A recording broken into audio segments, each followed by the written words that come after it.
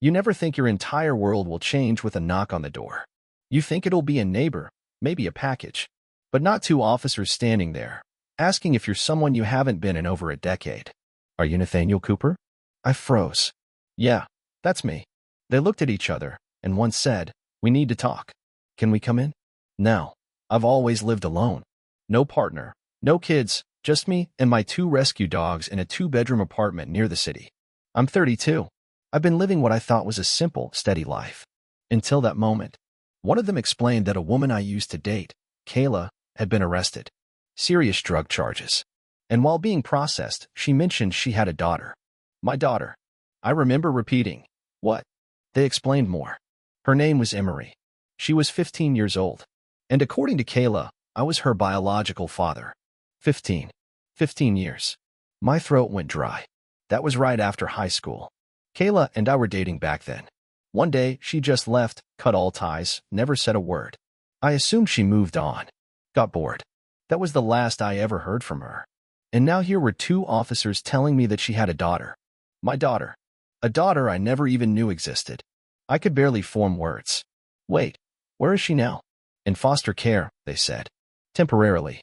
But she named you. You were listed as the only potential next of kin. There was a paternity test. I agreed. And when the results came back, I was Emery's father. Just like that, my life changed. I spent hours just staring at the walls, trying to understand what this meant. How did I miss 15 years? What kind of life had she lived? What had she gone through?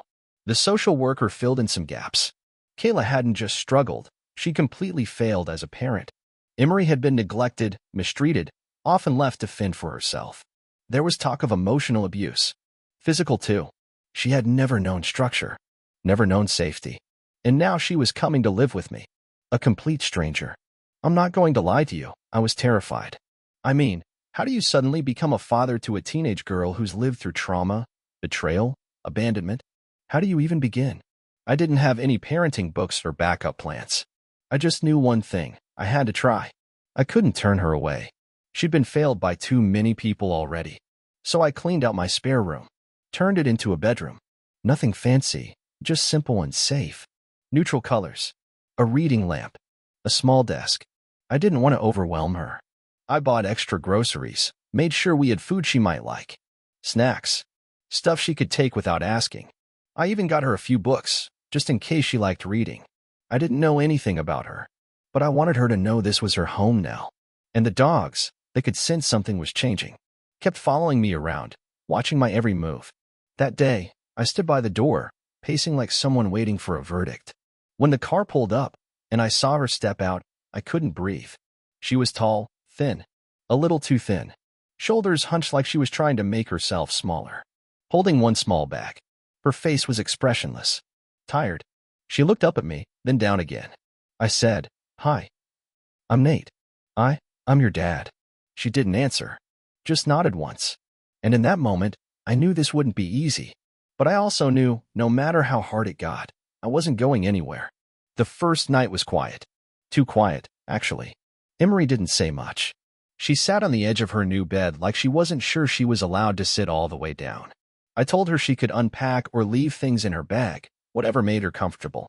She said, "I'm good," and kept her arms wrapped around herself like a coat no one could take from her. I didn't push. Dinner was awkward. I made pasta. Just plain spaghetti.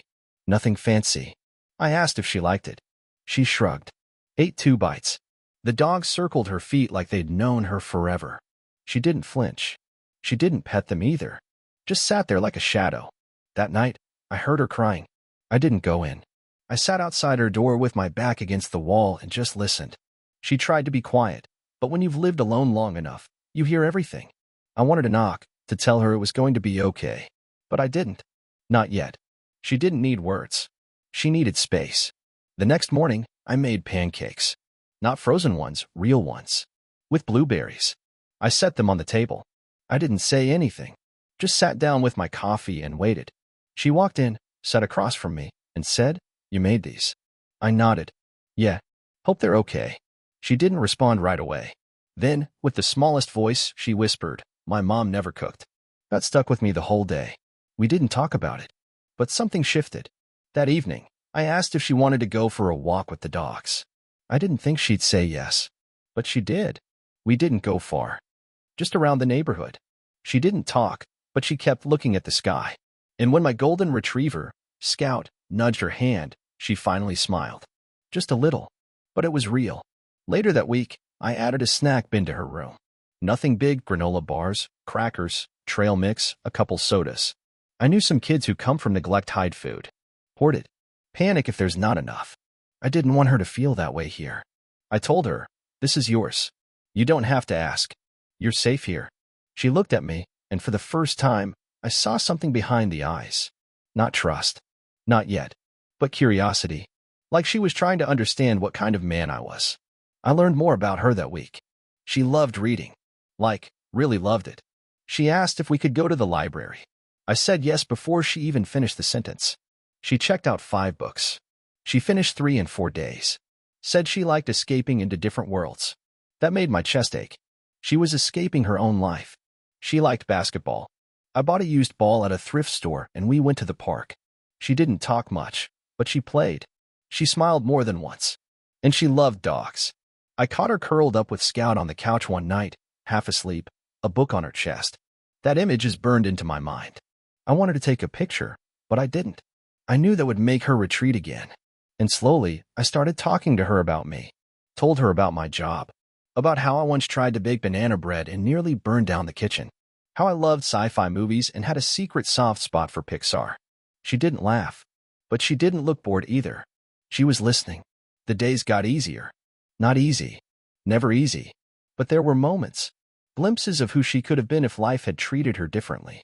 She started leaving her door open during the day. She started making jokes, dry ones, sarcastic, but funny. She called the dogs by their names. And one night, out of nowhere, she looked up from her book and said, "You're not bad at this." I said, "At what?" She shrugged. "Being a dad." I smiled. "Thanks. I'm making it up as I go." She nodded. "Still better than what I had." And she went back to reading. I didn't cry in front of her. But when I turned off the kitchen light that night, I wiped my face. I may have missed 15 years, but I wasn't going to miss a minute more. By the time we hit month 2, we had a rhythm. It wasn't perfect, but it was ours. She went to school, came home, sometimes grumbled about teachers, sometimes told me about a book she liked. Sometimes we played horse at the basketball court until it got too dark to see the rim. Sometimes she told me stories about her life before. Not a lot, just pieces, but they were sharp. She once locked me out because I left a spoon in the sink. She said I didn't deserve to eat if I didn't clean first. She hit me once with the handle of a hairbrush. Not hard, just enough. I never asked questions. She offered what she could, when she could. The thing is, I was starting to forget she hadn't always been mine. We were becoming something, maybe not the picture-perfect dad and daughter combo, but something strong, something real. And then she started getting tired. It was small at first. She said she was just worn out from school, but her appetite dropped. She didn't finish her meals. I figured it was stress or teenage hormones or whatever excuses parents tell themselves when they're scared. A week later, she fainted in the kitchen. That moment is burned into my soul. 1 second, she was laughing. She just called me a dork for making another lame dad joke. The next second, she collapsed like someone had flipped a switch and drained all the light from her. I didn't panic on the outside, but inside, I was falling apart. We went to the ER, then the clinic, then another doctor. They ran blood tests. We waited. She got paler, lost weight again. I started waking up in the middle of the night just to check if she was breathing. Then came the diagnosis, leukemia. I didn't hear most of what the doctor said after that word. All I could see was her, my daughter, sitting in that stiff plastic chair, her knees drawn to her chest, staring at the floor. Like she already knew. Like she had seen this kind of heartbreak before. I wanted to scream. At the universe. At her mother. At myself. At anyone. How could a kid who had already suffered so much be handed this? I didn't scream. I held her hand. I told her we were going to fight this. Together. That she wasn't alone. Not anymore. Not ever again. That night, I watched her sleep within 4 lines in her arm. The hospital light buzzed overhead. Machines beeped. Nurses whispered. I sat there for hours. She didn't wake up, but sometime around 2 a.m., she murmured one word in her sleep. Dad. I'd only heard her say that once before. But this time, it wasn't cautious or uncertain. It was real. I think I broke then. In silence. Sitting in that ugly blue chair, trying to be strong, but falling apart inside. We started chemo the next day. It's hell. There's no poetic way to describe it. She's nauseous, weak, angry. She loses her temper and yells at me for no reason. She tells me I'm annoying, I don't get it, to leave her alone. But I stay. I sit with her through every session. I read to her when she's too tired to open a book. I hold her hand when they poke her arm for the 4th time trying to find a vein. I let her call me every name in the book when she's in pain. Because I'm her dad. And she's my daughter. And this is what love looks like. One night, after a long session, she whispered, "I'm scared." I looked at her and said, "Me too. But we're in this together, Emery. No matter what." She didn't answer. But she didn't pull her hand away either. And that was enough. After the first round of inpatient chemo, they let her come home. Just for a few days. A break. A breath. A chance to feel normal, even if nothing was normal anymore. I cleaned the whole apartment like a madman the night before. Washed all the sheets, bleached the floors, stocked the fridge with the only things she was still willing to eat, those sour gummy worms and lemon ice. The nurse warned me her immune system would be fragile, so I made sure everything was spotless. But mostly, I just wanted her to feel safe. At home. When we pulled up to the building, she looked at the front door like it was some faraway place. Her hands were trembling from fatigue. I carried her up the stairs. She didn't argue, which scared me more than anything. Inside, the dogs went wild. Tail wags, little happy yips, trying to climb into her lap. And for the first time in days, hell, maybe weeks, she smiled. Really smiled. "They missed you," I said. She rubbed behind Duke's ear. "I missed them, too." She didn't say she missed me, but she didn't need to. That night, I read to her from Divergent. We'd been working our way through the series. She'd always loved dystopian stuff. Said it made her own life feel less heavy. There was something about watching people survive impossible odds that gave her hope. After a while, I noticed she'd fallen asleep mid-chapter. Her head slumped against the pillow, her mouth slightly open, the book still tucked in her arms like a shield. I closed it gently and kissed her forehead. That's when she stirred and whispered, barely loud enough to hear, "Good night, Dad." It was soft, sleepy, unfiltered. I went into the kitchen and cried like a kid. Not because I was sad, not because I was scared, because I knew I was doing something right. Not perfectly, not always gracefully, but she trusted me enough to say it again. "Dad." The next morning, I made pancakes. She barely ate half, but she tried. She even called out, "Thanks, Dad," before shuffling back to her room. I think I smiled for an hour straight. Later that week, we had a follow-up appointment. She held my hand in the elevator. Tight. Like a child again. Her fingers were cold, thin, and I knew she was scared. We were told she'd need a stem cell transplant. I knew what that meant. Longer treatment, more pain, more uncertainty. But it also meant hope. A real chance. That night, she said, "You don't have to keep doing all of this, you know. You didn't sign up for me." I turned to her and said, "I didn't have to sign up. You're my daughter. That's all that matters." She looked at me for a long time. Her eyes were tired, but there was something fierce in them. Something like fire. And she nodded, almost to herself. "I want to live, Dad," she said. And I told her, "Then we'll fight like hell."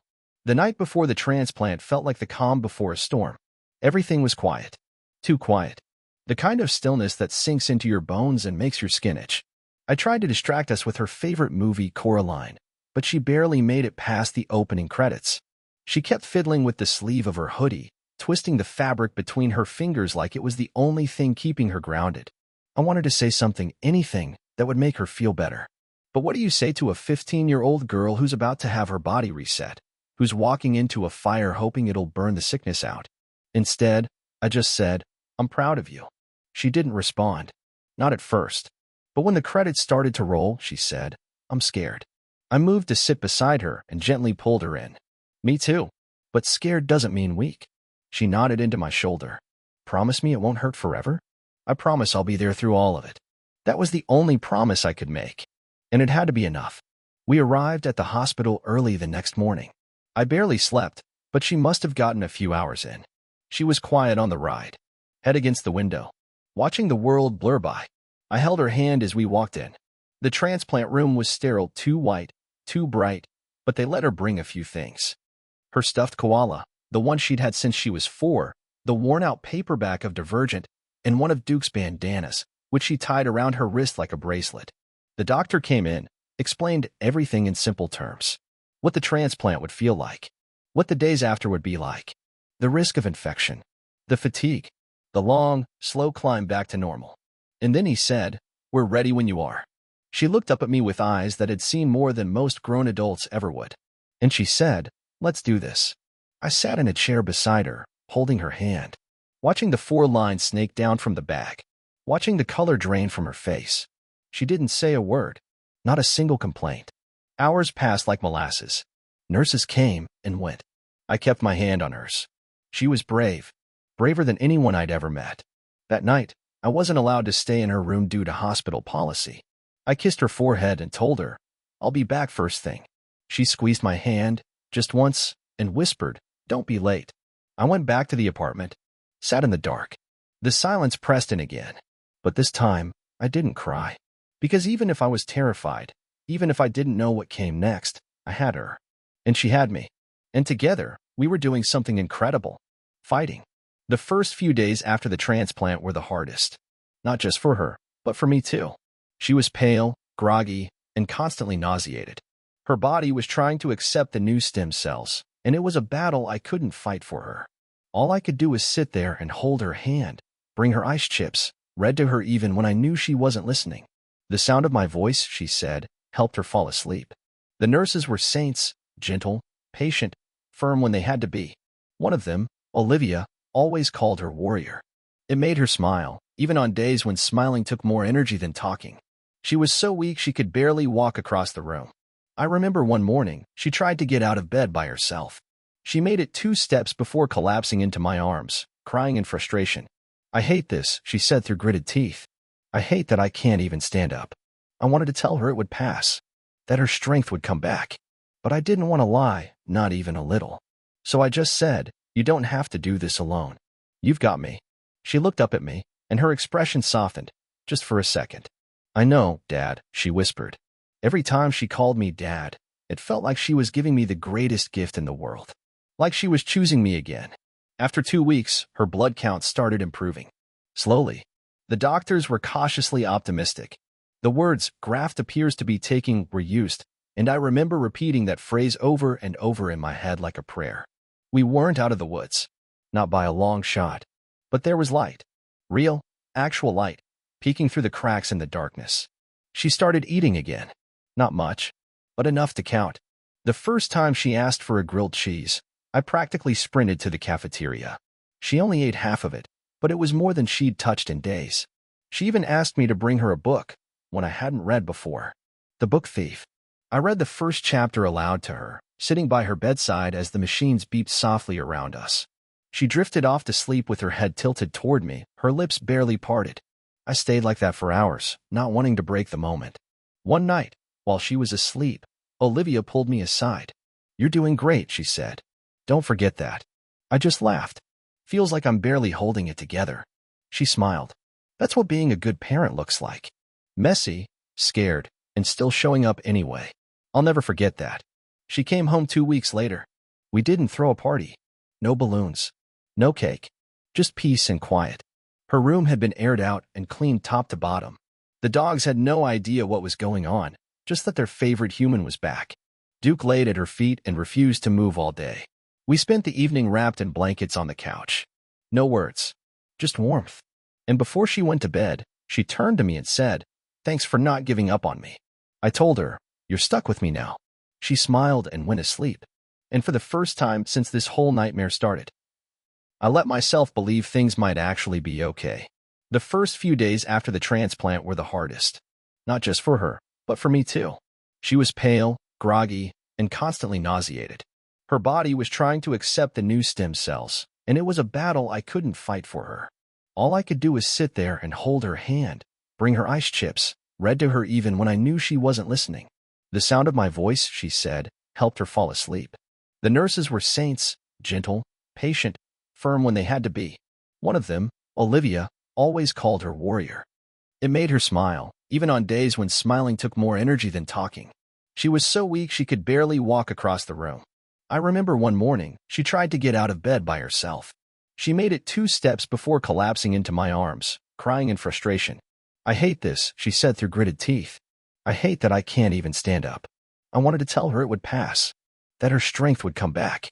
But I didn't want to lie, not even a little. So I just said, "You don't have to do this alone. You've got me." She looked up at me, and her expression softened, just for a second. "I know, Dad," she whispered. Every time she called me Dad, it felt like she was giving me the greatest gift in the world.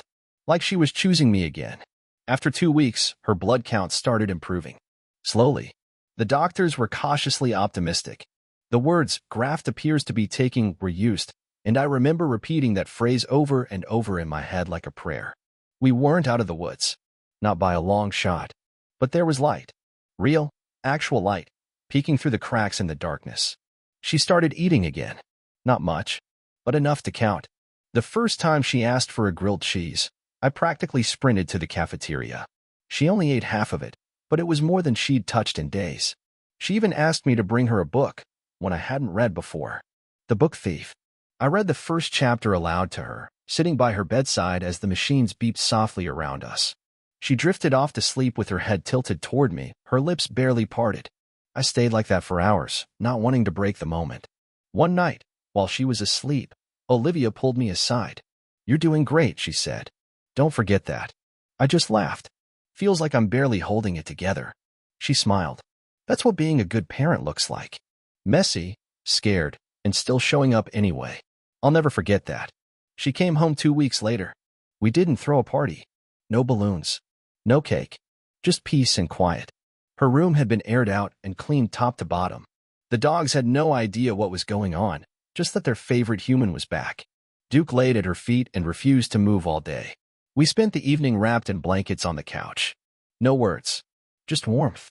And before she went to bed, she turned to me and said, "Thanks for not giving up on me." I told her, "You're stuck with me now." She smiled and went asleep. And for the first time since this whole nightmare started, I let myself believe things might actually be okay. It's been 1 full year since Ava came into my life. A full year since I opened my front door expecting nothing more than a noise complaint or a lost package, only to find out I was a father. A year since my world tilted and reassembled itself around a 15-year-old girl with tired eyes, a quiet voice, and more strength in her than most grown adults I've met. And now? Now she's 16. The transplant was successful. Her latest labs came back clear. There are still checkups, still maintenance meds, still nerves every time we sit in a waiting room, but her oncologist smiled last week. Not a forced smile. A real one. We've learned to breathe again. Ava is blossoming. She joined the school's book club and was asked to help organize the library. She has a group of friends who text her until 2 a.m. and make dumb TikToks in the backyard. Her laugh is louder now. She wears colors. She bakes. Terribly. But I ate everything anyway. And last month, she tried out for the school basketball team. I picked her up after the tryout, and she flopped into the passenger seat, looking utterly defeated. "I missed 4 shots in a row," she groaned. "But you showed up," I said. "You walked in and gave it everything." She didn't reply, but she smiled. A week later, she made the team. She's still in therapy. So am I. We go separately, but talk about it sometimes. There are still shadows in her, ghosts of years stolen by pain and fear, but they don't own her anymore. She's allowed herself to feel loved, to feel safe, to ask for help without apology. A few nights ago, she came into the kitchen while I was cleaning up and quietly said, "I feel like I actually have a life now." I set down the dish I was scrubbing and asked what she meant. She shrugged. "I used to think I was just surviving until something worse happened. Now, I think about college, about having a job one day, about having a dog of my own. I think about next year, next summer, next birthday." I don't remember what I said back. I just remember grabbing a towel to hide my tears. We celebrated her 16th with a backyard party, just family, her friends, and way too much cake. I grilled burgers. The dog stole half of them. She wore a hoodie with the word hope stitched across the front. At one point, she looked around at everyone and whispered to me, "I think I'm happy." And that was everything. I write this now as she's finishing her homework beside me on the couch, snuggled up with Duke. She's muttering something about math being stupid and dropping crumbs everywhere. I've stopped cleaning up after her every time. Some messes are proof of life. And I've never been more grateful for chaos. If there's one thing this past year has taught me, it's that family isn't about biology or timing or perfection. It's about showing up, about holding space, about choosing each other again and again, even when it's hard. Ava didn't ask to be dropped into a stranger's home with scars and no roadmap. And I didn't ask to become a dad at 32 with no manual. But here we are, together. And that's all that matters. She just looked over and saw me typing, rolled her eyes and said, "Are you writing a novel again?" I told her no. But maybe I am. It's just a story, a love story, about a girl who survived everything, and the man who got lucky enough to call himself her dad. And together, we found tomorrow.